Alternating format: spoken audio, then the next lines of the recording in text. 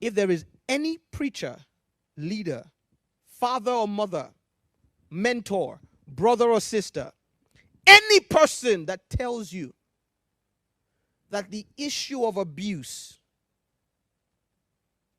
physical abuse and mental abuse, is a secondary matter to God in the issue of divorce, marriage, and kingdom behavior, send the person to Malachi chapter 2. God says, I will pause my covenant with an entire nation on account of how one spouse treats another spouse. And like I've shown you, it had nothing to say about just sexual behavior.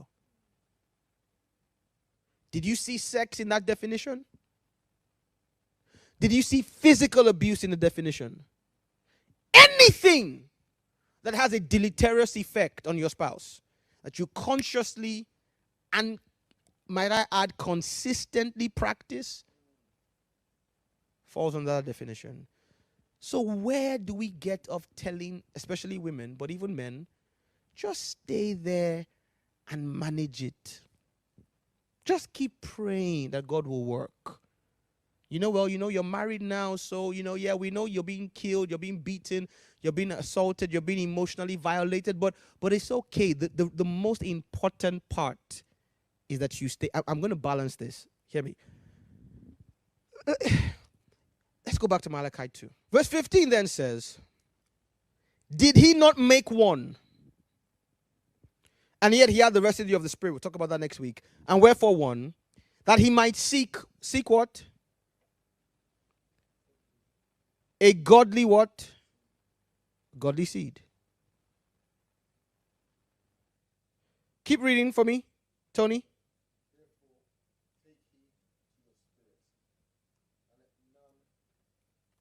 Take it to your spirits and yes. Let none deal what? Treacherously with what? Against the wife of his youth. Keep going. Yes. Yes. Pause. What is putting away in Hebrew? It's the word for divorce. Hold up a second.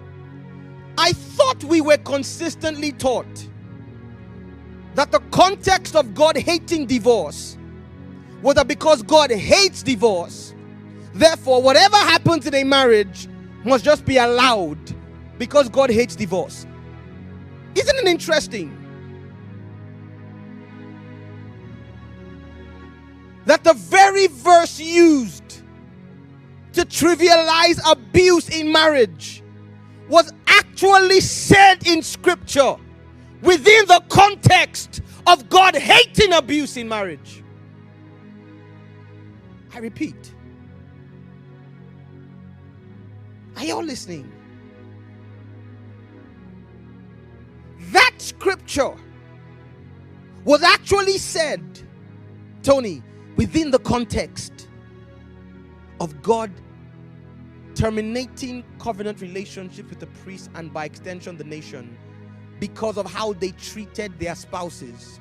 But now we use that scripture to justify the abuse of the spouse as a godly requirement to stay married because God hates